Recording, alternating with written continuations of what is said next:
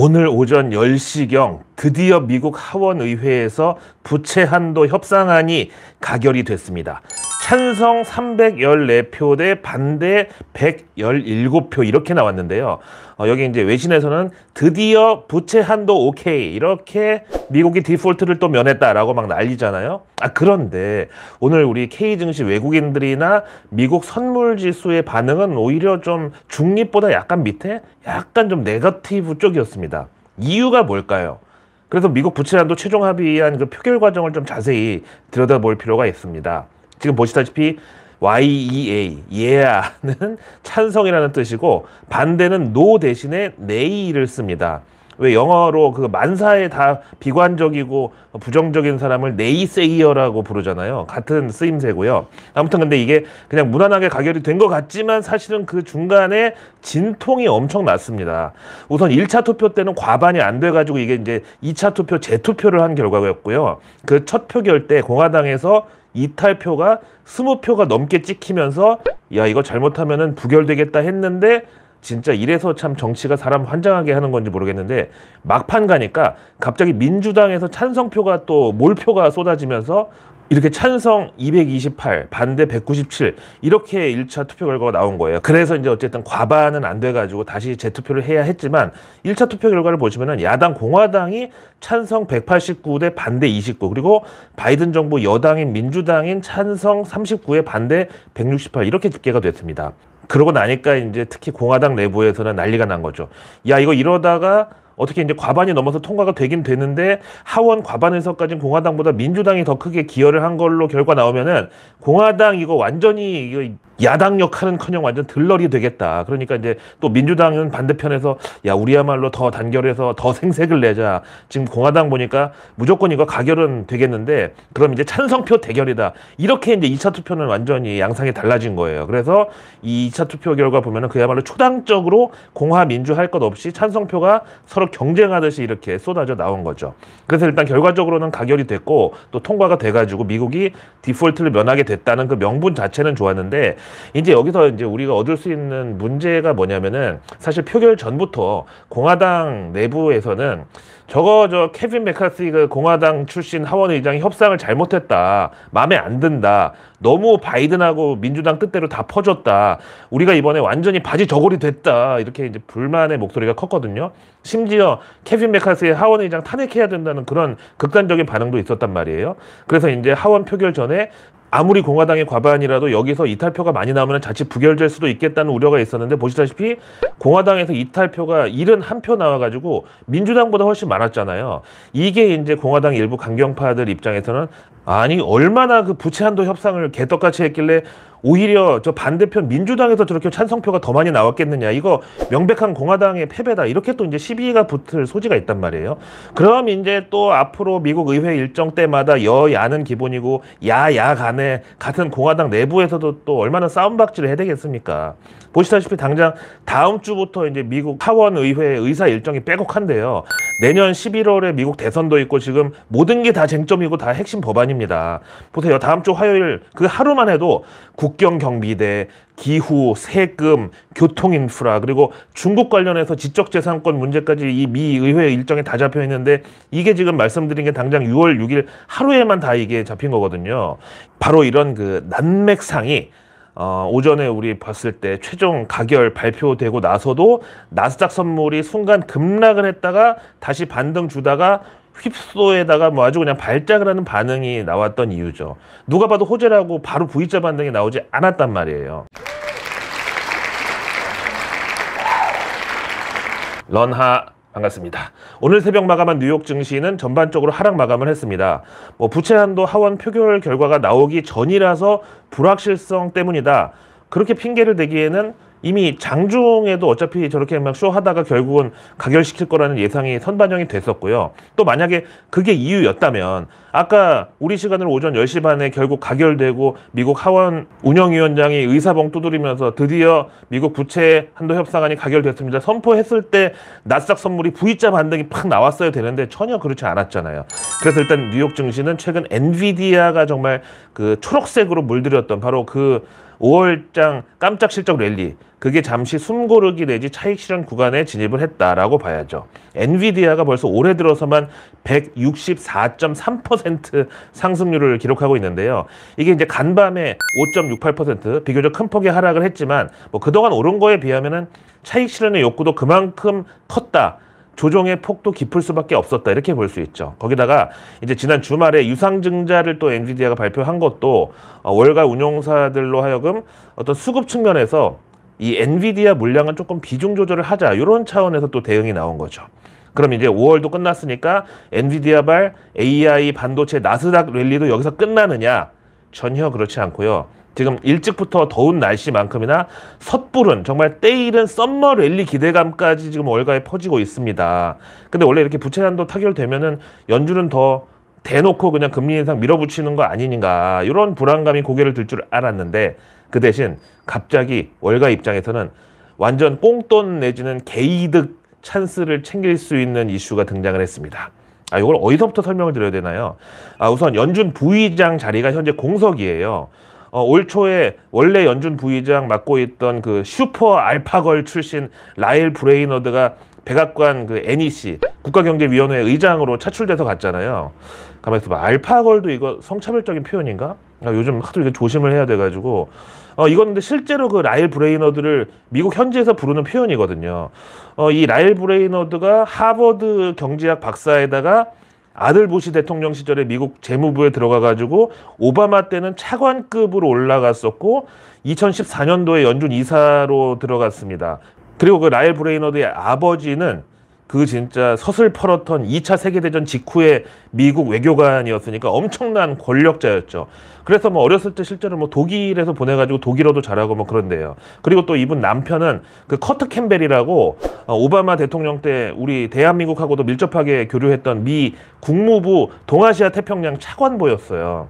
하여튼 그래가지고 이런 라일 브레이너드가 백악관에 영전을 해서 가면서 그 후임 연준 부의장이 도대체 누가 올 것인가, 여러 다양한 그 인사들이 한마평이 좀 있었고, 워싱턴에서는 바이든이 이제 집권 1기 그리고 이제 2기 재선 요걸 위해서 이번 연준 부의장 지명조차 허투루 쓰지 않을 것이다, 엄청 공을 들여가지고 임명할 것이다라는 소문이 많았어요. 왜냐면은 일단 지금 연준 의장 제롬 파월은 너무 진짜 많은 주목과 시선을 받고 있어가지고 아예 대놓고 그냥 바이든 입안의 혀처럼 그렇게 부리지를 못하니까, 대신 연준 부의장은 좀 다르죠.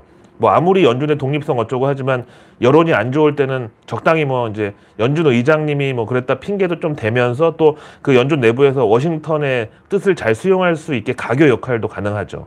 생각해보니까 연준도 워싱턴 DC에 있네, 참. 하여튼 그래서 라일 브레이너드도 갑자기 이렇게 백악관으로 바이든이 불러들인 이유가 또 다 있는 거 아니겠어요. 하여튼 그러다가 이제 마침내 지금 거의 6개월 만에 연준 부의장 후보가 지명이 됐습니다. 그게 바로 필립 제퍼슨 현재 연준 이사입니다. 보시다시피 연준 내에서 보기 드문 이제 흑인이고, 또 출신이 UC 데이비슨이라고 제 사촌 동생이 여기 나온 학교인데, 그 노스캐롤라이나 주 거기 되게 조용한 시골에 있어요. 이거는 뭐 UC 데이비슨 그 비하 발언이 아니라 실제로 제 사촌 동생이 이제 기숙사에 그때 있었는데, 보통 이제 애들이 주말 되면은 막 놀러 나가잖아요. 근데 거기는 놀러 나가려면은 너무 멀고 귀찮아가지고 그냥 주말에도 지겹게 학교에서만 놀았다고 그러더라고요. 하여튼 보통의 연준 임원들이 뭐 하버드, 스탠포드 아니면 이제 뉴욕에 있는 뭐 콜롬비아 대학교 이런데 경제학과 교수 출신이 많은데, 이분은 그런 면에서도 약간 좀 비주류죠. 그리고 연준 창설 연도가 1935년인데 그 100년 동안 흑인 부의장이 딱 한 명 있었거든요. 그럼 이제 바로 이분 필립 제퍼슨이 곧 인사청문회를 통과해가지고 연준 부의장이 되면 100년 만에 딱 두 번째 흑인 연준 부의장으로 역사적인 인물로 자리 잡는 거죠. 근데 뭐 좀 우리끼리 얘기지만 사실 미국에서는 또 그런 말이 있어요. 모든 민주당원이 흑인은 아니지만 모든 흑인은 다 민주당원이라고. 그래서 이제 당연히 인사청문회 열리면은 뭐 이 필립 제퍼슨 이분은 이제 뭐 내년 대선 앞두고 민주당에서는 당연히 자기네 편이라고 완전히 그냥 프리패스로 통과시키려고 할 거고, 공화당도 괜히 인종 이런 이슈에 지금 엮이면 곤란하니까 그야말로 또 초당적으로 인사청문회는 통과가 될 것으로 봅니다. 하여튼 근데 왜 이런 연준 100년 역사상 두 번째 흑인 부의장을 월가에서 지금 꽁돈 생기겠구나, 개이득이다 이렇게 반기고 있느냐. 이거는 뭐 미국뿐만 아니라 만국 공통의 그런 상식인데, 보통 진보적 가치관을 가진 분들이 좀 더 확장적 재정에 호의적인 편이죠. 왜냐면은 자본주의 선진국인 미국에서도 일단 보수는 성장, 그리고 진보는 분배, 배분, 이걸 우선적 가치로 여기니까요. 그러니까 이제 보수적인 사람들은 당연히 통화 정책에 있어서도 조금 매파적이고 좀 짜죠.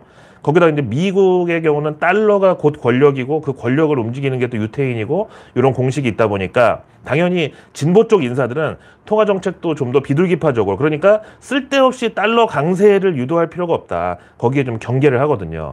그래서 그 또 연준 내 유일한 흑인 지역 연은 총재 라파엘 보스틱 그 아틀란타 연은 총재도 작년 9월 달에 한번 크게 헛발질을 한 게, 당시 연준이 막 미친 듯이 금리 막 쳐올리고 있을 그 시절이었는데 자기는 연준이 이번에 금리 동결을 해야 된다고 이제 주장을 했어요.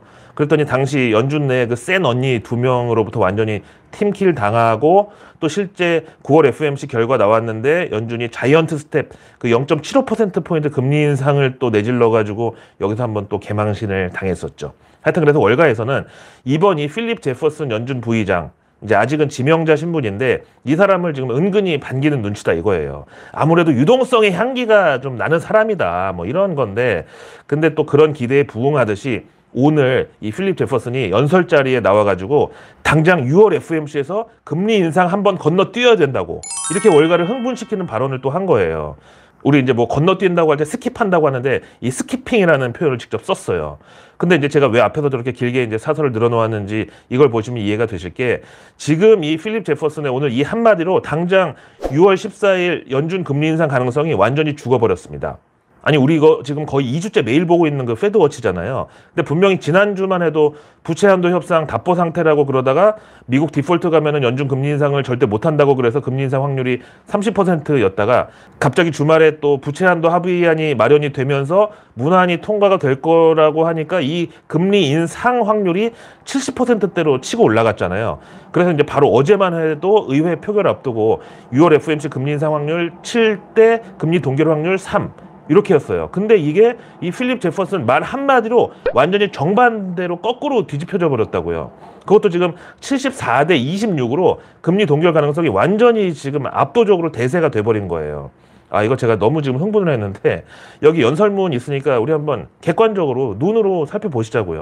일단 요 필립 제퍼슨이 보통 이제 대부분의 비둘기파들이 그렇듯이 일단 미국 경제 지금 실업률하고 소비하고 기업 실적이고 다 좋다. 그게 이제 은근히 우리 연준이 역할을 잘해서다. 뭐 이렇게 이제 몰고 가다가 갑자기 막 걱정을 하기 시작해요.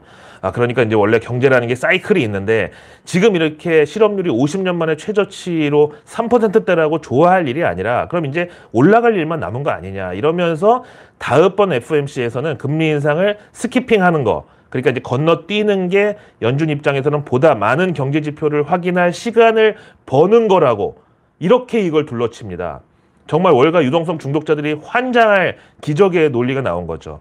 그러면서 이제 이 발언에 거기 참석한 사람들이 수근수근 이게 뭐야? 막 서프라이즈의 반응을 보이니까 아, 이거는 이따 남은 두 세션에서 다시 다뤄보겠습니다. 이렇게 일단락을 지었죠. 그래서 이 연설 듣자마자 바로 페드워치에서는 앞에 보신 대로 6월 금리 인상 확률이 완전히 순삭, 그냥 순간 삭제가 돼버린 거예요.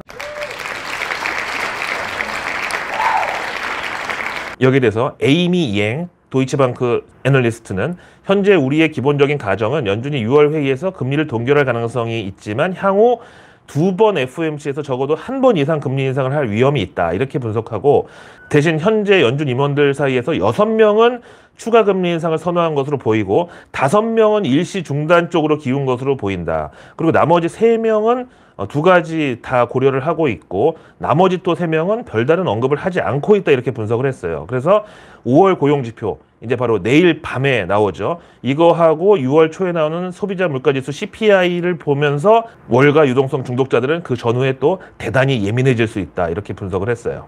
자, 다음 오늘의 외국계 리포트는 모간 스탠리에서 자동차 이 커버하는 운송업종 애널리스트 유명한 분이죠.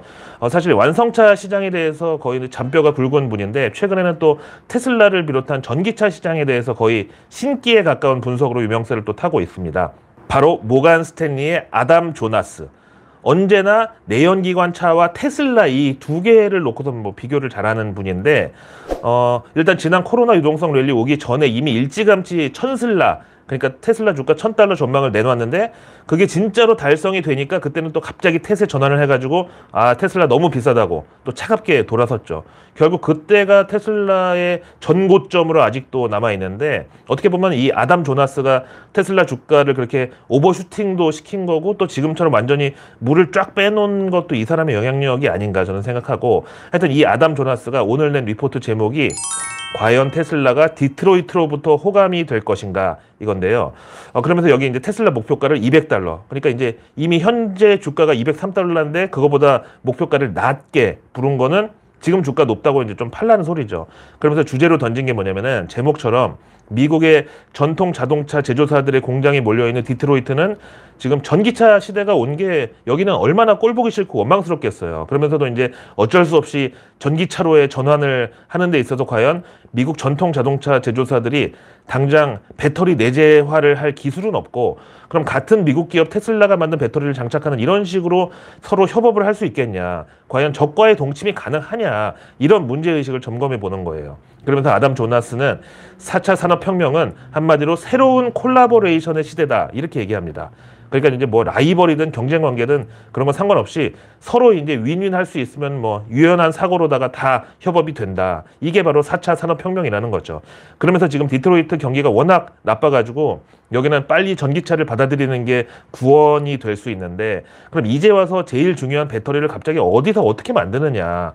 이게 지금 이제 포드가 먼저 테슬라하고 손을 잡았듯이 다들 결국에 가서는 원가 절감 차원에서 테슬라에 돈을 대든 뭐 설비를 대든 그렇게 테슬라 배터리를 뭐 써야 된다 이런 주장입니다. 그러면서 이제 근거로 제시한 게 테슬라가 중국 시장에서 직접 다이다이로 지금 맞짱 뜨고 있는 그 비아디로부터 배터리 공급받는 거를 봐라 이렇게 얘기합니다.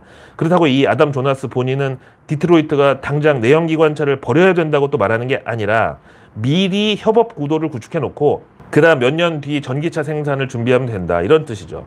지금 보니까 이제 포드는 완전히 테슬라하고 뭐 짝짓기를 해버린 것 같고 그다음 이제 GM, 제네럴 모터스는 그나마 우리 LG 에너지 솔루션하고 삼성 SDI 이런 데랑 이제 나눠서 배터리 플랫폼 공동 구축에 나설 것으로 봅니다. 근데 이 GM이 혼다나 혹은 중국 기업들하고 추가로 파트너십을 확대하지 말라는 법도 없죠. 하여튼 그래서 이제 이 아담 조나스 리포트가 테슬라에 대한 거니까 지금 본인이 제시한 테슬라 목표가 $200. 그러니까 현재 주가보다 낮은 이 목표가에 $200 중에서 $28 정도가 테슬라의 그 배터리만 다른 자동차 회사에 공급하는 그 수익이라고 합니다. 그러니까 한 14% 정도가 테슬라의 순 배터리만의 이익이다 이거죠. 그래서 내일 뉴스는 내일 보면 너무 늦습니다. 구독과 알림 설정만으로 아직 나오지 않은 오늘 뉴스도 아닌 내일의 뉴스를 매일 저녁 여러분들의 안방으로 제가 직접 배달 갑니다. 오늘 우리 K증시 6월 첫날부터 좀 지진했던 가운데 유일하게 하루 종일 강세를 시전한 업종이 바로 AI 원격 진료, 스마트 병원 이런 업종이었습니다. 이거 어제 내일 뉴스에서 미리 얘기했잖아. 이거 오랜만에 했네요. 그리고 지난 월요일 뉴스 뺑소니에서도 라이브로 3박 4일 전에 미리 또 얘기했잖아. 자, 내일은 드디어 이번 주 마지막 거래일이자 6월의 첫 금요일 6월 2일입니다. 먼저 정부 일정 보시죠.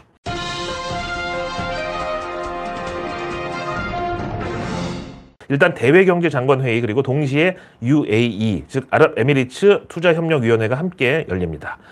사우디 모래바람 이거 진짜 제대로 이번에 불어야 되는데 지금 이거 아니면은 사실 하반기 국내 기업들 실적 전망치가 너무 좀 믿을 구석이 없습니다.